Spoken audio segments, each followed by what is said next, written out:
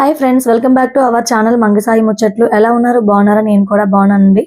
ఈ రోజు వీడియో వచ్చేసి thumbnail లో చూసారు కదా, గుడిలోవ టెంపుల్ గురించి అయితే ఎక్స్ప్లోర్ చేయబోతున్నాను. గుడిలోవ టెంపుల్ మన వైజాగ్ నుంచి అయితే 30 కిలోమీటర్స్ ఉంటుంది. ఈ టెంపుల్ నేను నా చిన్నప్పటి నుంచి చూస్తున్నానండి. చాలా విశేషమైన టెంపుల్. ఈ టెంపుల్ యొక్క విశేషం ఏంటి అంటే, ఇక్కడ శివలింగము స్వయంభూగా వెలిసింది. ఎవ్రీ ఇయర్ కార్తీక మాసంలో వచ్చి దర్శనం అయితే చేసుకుంటాము. ఎన్నో ఏళ్ల చరిత్ర ఉన్న ఈ టెంపుల్ గురించి వీడియోలో మొత్తం ఎక్స్ప్లోర్ చేస్తాను. వీడియో మొత్తం స్కిప్ చేయకుండా చూడండి. టెంపుల్ కొండపైన ఉంటుంది. రాగానే మనకి ఇక్కడ ఎత్తైన ఆంజనేయ స్వామి విగ్రహం అయితే కనిపిస్తుంది. చుట్టూ కొండల మధ్యలో ఉంటుంది. అలాగే ఎత్తైన కొండపైన టెంపుల్ అయితే ఉంటుంది. ఇక్కడ మనం ఒకేసారి శివకేశవుల దర్శనం అయితే చేసుకోవచ్చు.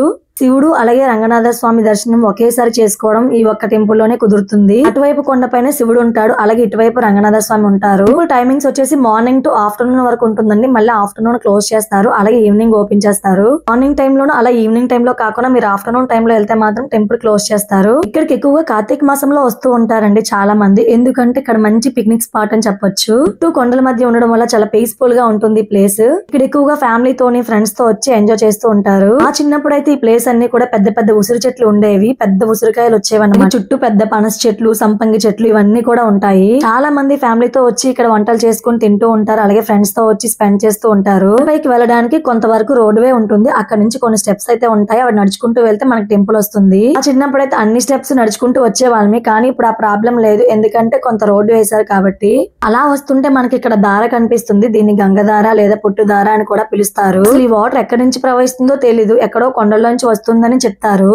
ఈ వాటర్ ఎన్నో ఏళ్ల నుంచి వస్తుంది. అలాగే పైన కొండ పైన విష్ణు పాదాలు ఉంటాయి. ఆ పాదాలు తాకుతూ ఈ వాటర్ అయితే వస్తుంది. ఇప్పుడు మినరల్ వాటర్ తాగుతున్నారు, కానీ అప్పట్లో అదే మినరల్ వాటర్ కింద తాగేవారు. అందరూ కూడా ఇక్కడికే వచ్చి పట్టుకొని వెళ్లేవాళ్ళు. అసలు ఈ వాటర్ తాగడం వల్ల ఎలాంటి వ్యాధులు కూడా వచ్చేవి కాదంట. వీళ్ళు ఇప్పటికీ ఆ గంగధార అలా ప్రవహిస్తూనే ఉంటుంది. వచ్చిన భక్తులందరూ కూడా ఈ గంగధారలో స్నానం చేసి స్వామిని అయితే దర్శనం చేసుకుంటారు. ఈ గుడిలోవాని భూతల కైలాసం అని కూడా పిలుస్తారు. అలాగే ఇక్కడ శివలింగం స్వయంభూగా వెలిసింది. ఈ గుడిలోవ టెంపుల్ కి 5000 సంవత్సరాల చరిత్ర అయితే ఉంది. ఇక్కడ ఉన్న పూజారి గారు మనం ఏం పట్టుకెళ్ళినా కూడా స్వామికి అయితే అభిషేకం చేపిస్తారు. టెంపుల్ బ్యాక్ సైడ్ కొన్ని స్టెప్స్ అయితే ఉంటాయి. అవి దాని గుండా వెళ్తే మనకి అక్కడ విష్ణుమూర్తి పాదాలు అయితే కనిపిస్తాయి. ఇప్పుడైతే వెళ్ళలేదు, కానీ నేను ఒక 2-3 టైమ్స్ అయితే వెళ్ళుంటాను. పాదాలు చూడడానికి కొండపైకి అయితే నడవాలి. చాలా డేంజరస్ గా ఉంటుంది ఆ రూట్. ఒకరిద్దరు అయితే వెళ్ళకూడదు. అలాగే రోజు నాగశేషుడు స్వామిని సేవిస్తూ ఉంటాడని ఇక్కడ పంతులు గారు చెప్తున్నారు.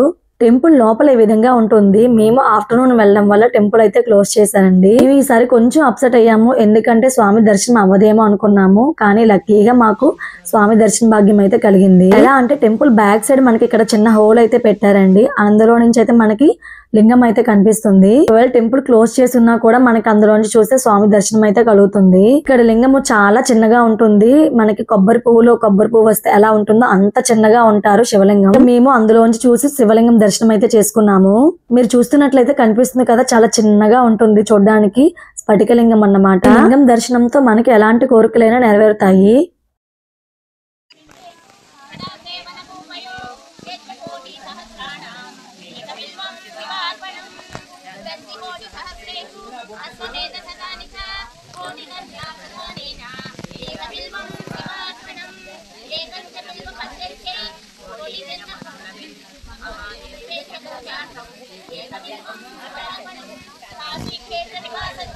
ఈసారి స్వామి దర్శనానికి అయితే నేను మా అమ్మా నాన్న కూడా తీసుకొచ్చాను.